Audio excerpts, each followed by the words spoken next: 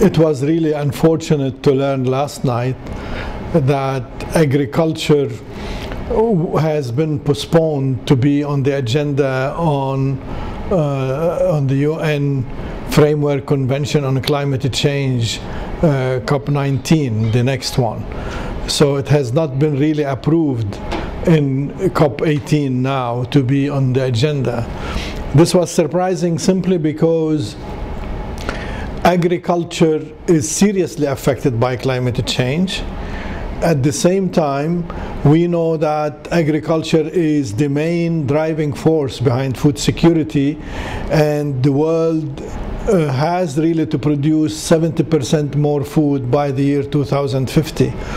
Therefore, most important is for climate change and agriculture to work together in order to cope with the implications, with the negative implications of climate change on food production. And the other point that I want to mention, that although agriculture is part of the problem, because with forestry it emits something like 32 or 33% of the greenhouse gases, agriculture can be a major sort of force behind a solution to climate change. Because when we work on adaptation in agriculture and production system resilience to increase production, we are having a bigger green cover, which is an important sink for carbon. Therefore, it is so critical that climate change and agriculture work together closely. Some countries, apparently 4 or 5 countries, those that are in the fast growing economies, they did not support that, which was surprising because probably they did not want to jeopardize the non-sustainable intensification of their work in agriculture, which is very detrimental to global interest. And therefore, we strongly believe that those countries need to review their position in order to support agriculture to become in the action plan of the Climate Change Convention.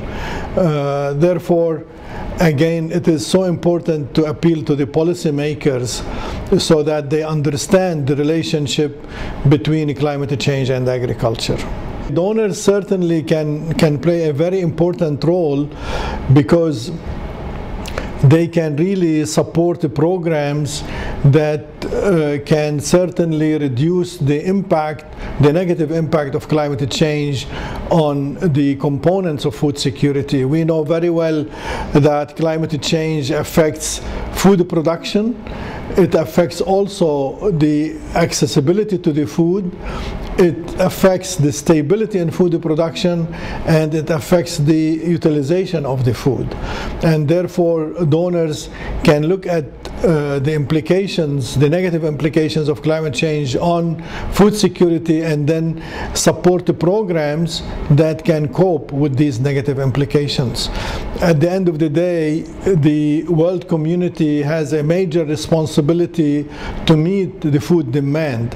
And I think if we do not really take action from now on these implications, negative implications, then I honestly feel we will not be able really to meet the world food demand by the year 2020 or 2030 or even 2040.